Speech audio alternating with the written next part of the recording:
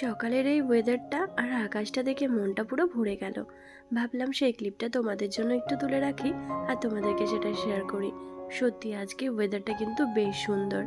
আর সকাল সকাল আমার কাজের দিদি এসে কাজও করে চলে গেছে। এই যে সমস্ত জামা কাপড় মেলা।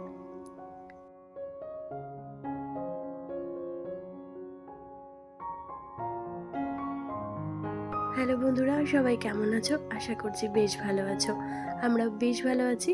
তুলি সংসারে সবাইকে অনেক অনেক ওয়েলকাম। চলে এসেছি আবার একটি নতুন ব্লগ নিয়ে। আজকে ব্লগটা হচ্ছে শুক্রবারের সকাল থেকে তোমাদের সঙ্গে নিয়ে ব্লগটা শুরু করছি। দেখতে থাকো, বেশ ভালো লাগবে।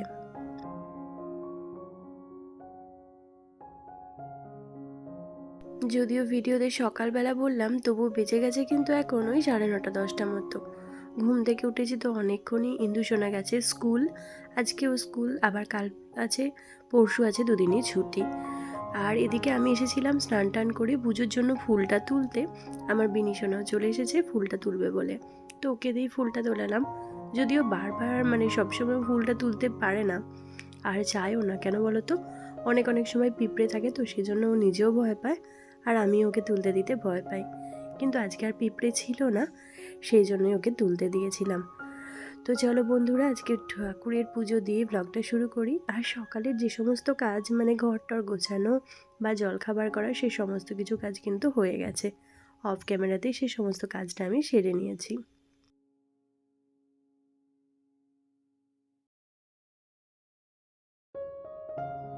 আর এদিকে সকাল সকাল পুজোটাও সেরে নিয়েছি।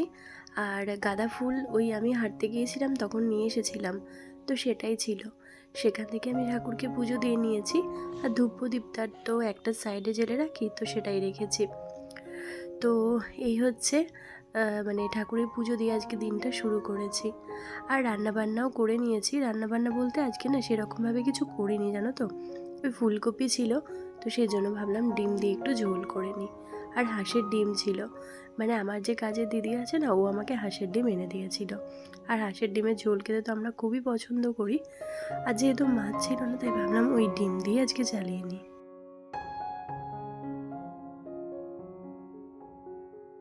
আর আজকে না বেশি কিছু রান্না করতে একদমই ইচ্ছে করছিল না, তো সেই জন্য ভাবলাম একটা তরকারিতে যদি কাজ মিটে যায়, সেটা হচ্ছে ডিমের ঝোল বা মাছের ঝোল, যা কিছু বলো না কেন। তো সেটা করলে কিন্তু একটা তরকারিতে সমস্ত কাজ হয়ে যায়, ওইটা তরকারিটা দিয়ে ভাত খাওয়া হয়ে যাবে। আর এদিকে ঝোলটা নামিয়ে ভাতটাও বসিয়ে দিলাম। আর এদিকে এই যে দেখো, দুধটা ভাই নিয়ে এসেছে, বাড়ি গিয়েছিল তো সেখান থেকেও দুধ নিয়ে এসেছে, মা পাঠিয়ে দিয়েছে। সে দুধটা এখন ফুটিয়ে নিচ্ছি। আমি যে জিনিসগুলো করে দুধ ফোটাই, দুধটা গরম করি, সেই জিনিসের দুটো জিনিসই জোড়া। ওটাতে দুধ আছে, সেই জন্য আজকে আর ওগুলোতে দুধ ফোটাইনি। আজকে এই কড়াইটাতেই ফুটিয়ে নিচ্ছি দুধটা। এরপর হচ্ছে ওই ছোটো ছোটো যে জায়গাগুলো থাকে সেগুলোতে ঢেলে নেব, কারণ এই এত বড় জায়গাটা তো ফ্রিজে রাখা সম্ভব নয়। সেই জন্য ছোটো জায়গাগুলোতে ঠান্ডা করে দুধটা ঢেলে নিয়ে ফ্রিজে ঢুকিয়ে দেবো।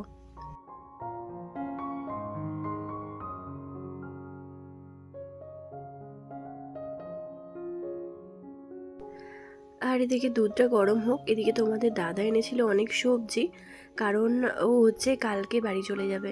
আর আজকে এমনিতেও আমাদের সবজি একদমই শেষ হয়ে গিয়েছিল, তো সেই সবজিগুলো এনেছিল। চলো সেগুলো এবার আর এখানে দেখো অনেক সবজি নিয়ে এসেছে, সেই সমস্ত সবজিগুলোকে আমি এই বড় টাবটার মধ্যে ঢেলে রাখছি। সবার প্রথম যেটা এনেছে মাশরুম।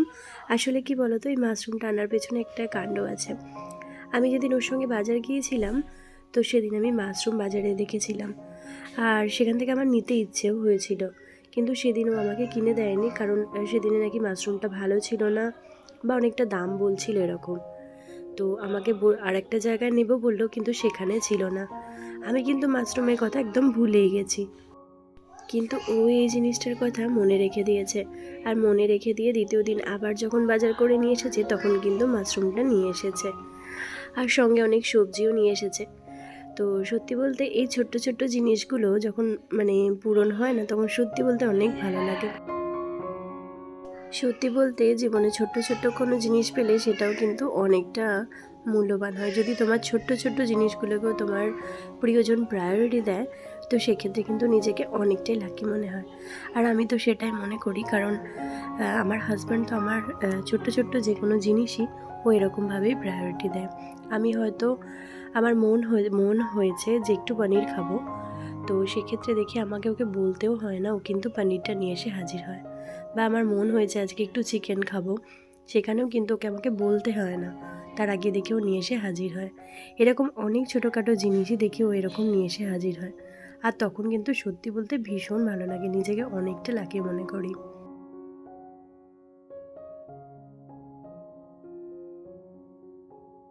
যাই হোক, হাজব্যান্ডের নামে তো অনেক প্রশংসা হলো। আসলে প্রশংসা কিছুই না, যে যেরকম মানুষ, আর তার কাছ থেকে যদি সেরকম কিছু পাওয়া যায় সত্যিই খুব ভালো লাগে। এদিকে সমস্ত সবজিগুলো আজ আর মানে ব্যাগ থেকে ঢেলে নিয়েছিলাম, নেওয়ার পর সমস্ত সবজি ফ্রিজে গুছিয়ে রেখে দিয়েছি। আর এখানে যে পেঁয়াজটা থাকে বাইরে, সঙ্গে আলুটাও। তো পেঁয়াজটা প্রথমে রেখে দিচ্ছি, আলুটা এরপর ধোবো আর ধুয়ে রাখবো। আলুটা এবারে 2 কেজি আনতে বলেছি, জানো তো। আসলে অনেকটা আলু আছে। এবার ও তো যাবে কাল বাড়ি, আর বাড়ি যাওয়ার পর তখন মানে যদি দরকার পড়ে কে নিয়ে আসবে, সেই জন্য আমি ভাবলাম ওকে দিয়ে 2 কেজি আনিয়ে রাখি। তো সেই জন্য 2 কেজি এনে দিয়েছিল। আর পেঁয়াজটা তো প্রত্যেক দিনেরই প্রয়োজন পড়ে, তো সেই জন্য পেঁয়াজ আর রসুন দুটোই একসঙ্গে নিয়ে এসেছে।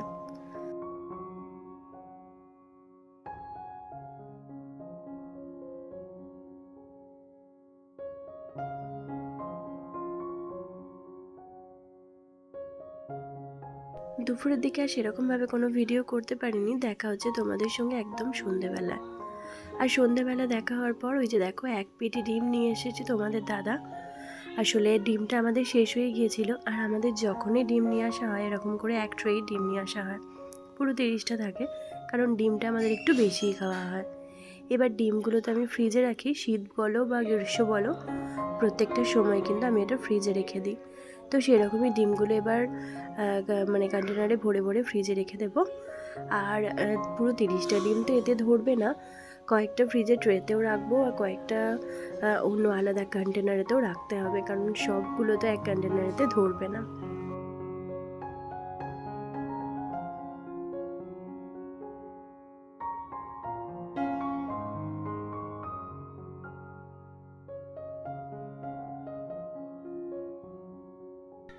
এদিকে আমি ডিম ভরছি দেখে চলে এসছে আমার বিনিশোনা। আর ইন্দু তো আজকে মানে পড়াতে এসেছিলো, তো বাড়িতেই পড়তে বসেছে। আর এই যে দেখো বিনি এসে গেছে, ও এখানে ডিম রাখবে। তো প্রথমবার তো অনেকগুলো ডিম ছিল, যদি ফাটিয়ে ফেলে সেই জন্য তো দিতে পারছিলাম না ভয়ে ভয়ে। কিন্তু ও এত সুন্দর করে গুছিয়ে রাখছে যে কি বলবো, একটা ডিমও একটু করে ফেলে দেয়নি, সুন্দর করে হাতের মধ্যে নিয়ে তারপর রাখছে। সত্যি বলতে এতটুকু বাচ্চার কাজ করার মানে এত নেশা, কি বলবো। আসলে কি বলো তো, মেয়েরা এরকমই হয়, মেয়ে বলো বা ছেলে বলো, যে যেরকম পরিস্থিতিতে বড় হয় না, তো সে সেরকমভাবেই কিন্তু চলতে থাকে। মানেটা হলো এই ব্যাপার যে ও তো দেখে যে ইন্দু আমার সঙ্গে একটু আধটু কাজ করে দেয়, সেক্ষেত্রে ও যখন পারে একটু আধটু কিছু করে দেওয়ার চেষ্টা করে। আর ছোটো তো, সবসময় মনে হয় এটা করে দিই ওটা করে দিই এরকম। যাই হোক, এবার চলো রাতে রান্না বান্না করতে হবে।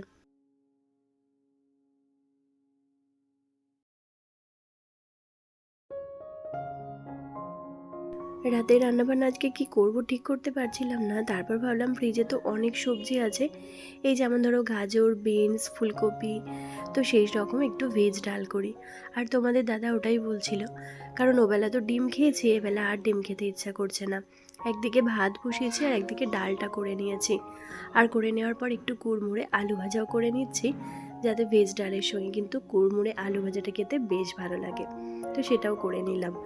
আর একটাই ভুল হয়ে গেছে, তোমাদেরকে ভেজ ডালটা দেখাতেই ভুলে গেছি। এরপর যেদিন করব অবশ্যই তোমাদের সঙ্গে শেয়ার করব। সব শেষে করছিলাম একটু পায়েস। পায়েস বলতে ছানার পায়েস। আসলে কি বলো তো, ওই আমরা যার কাছে পনির কিনি না, সে অনেকটা ছানা দিয়েছে। তোমাদের দাদার কদিন ধরে ইচ্ছে হচ্ছিল যে একটু ছানার পায়েস খাবে, তো সেই জন্য ওকে অনেকটা ছানা দিয়েছিল, সেই ছানা থেকে আমি ছানার পায়েস আজকে বানাবো।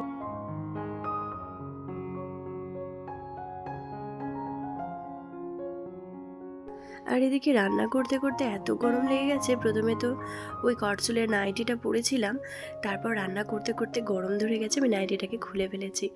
আসলে সেই একভাবে রান্না মানে করছি তো, তাই একসঙ্গে রান্না করতে করতে একটু গরমই লেগে গেছে। আর দেখলাম যে যখন একটা রান্না মানে একটু অল্প রান্না হচ্ছে, তখন একটু পায়েসটা আজকে বানিয়ে নিই।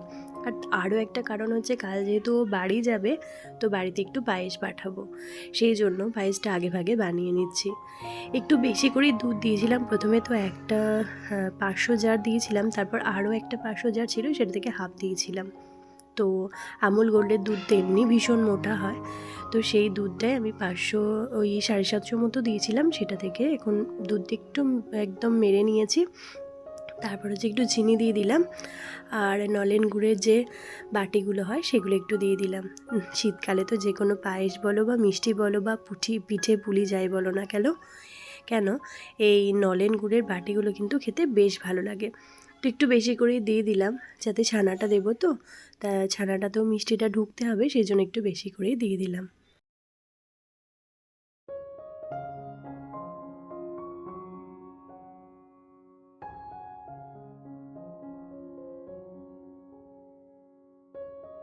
আর এখানে এই যে দেখো, দুধটাতে ভালো মতো চিনিটাও গুলে গেছে, সঙ্গে গুড়টাও। আর গুলে যাওয়ার পর দেখো কি সুন্দর একটা কালার চলে এসেছে। কালারটা যেরকম এসেছে, আর স্মেলটাও কিন্তু ভীষণ সুন্দর উঠছে। তো এরপর হচ্ছে ছানাগুলো একটু হাতে করে গুঁড়িয়ে গুঁড়িয়ে দিয়ে দেব। হাতে করে গুঁড়িয়ে গুঁড়িয়ে না দিলে এমনিতেই ছানা, ওটা একটুখানি আমি চটকেই নিয়েছিলাম, যাতে একদম ছানা ছানা পাড়া থাকলে না যদি ভালো না লাগে, সেই জন্য। তো এরপর হচ্ছে এটা গুঁড়িয়ে হাতে করে একটু স্মুথ করে করে দিয়ে দেব, আর দেওয়ার পর ভালো মতো একটু ফুটিয়ে নেব। তবে এটা কিন্তু বেশি মানে গাঢ় করা যাবে না, কারণ এটা যখন ঠান্ডা করে ফ্রিজে রাখবো না, তখন কিন্তু বেশ মোটা মানে একদম দুধটা টেনে নেবে। তো সেক্ষেত্রে না ভীষণ গাঢ় করার এটা প্রয়োজন পড়ে না। তো একটুখানি পাতলা পাতলা নামাতে হবে। তবে আমি তো এটা প্রথমবার করেছিলাম, আমি তো জানতাম না, তাই আমারটা একটুখানি মোটাই হয়ে গিয়েছিল। তো সেখান থেকে কেটে কেটেও খেতে কিন্তু খুব একটা খারাপ লাগে না, ভালোই লাগে। তবে পায়েস যেহেতু, সেহেতু একটু পাতলা হতে ভালো লাগে। তো নেক্সট বার যখন আবার করব, তখন অবশ্যই তোমাদের সঙ্গে আবারও শেয়ার করব এবং দেখাবো। তো মোটামুটি পায়েসটা এবার ফুটুক, চলো। এই যে দেখো, পায়েসটা বেশ ভালো মতো ফুটছে, আর বেশ ভালো মতো একটু গাঢ় হয়ে এসছে। একটুখানি এলাচ গুঁড়ো দিয়ে নামিয়ে নিলাম।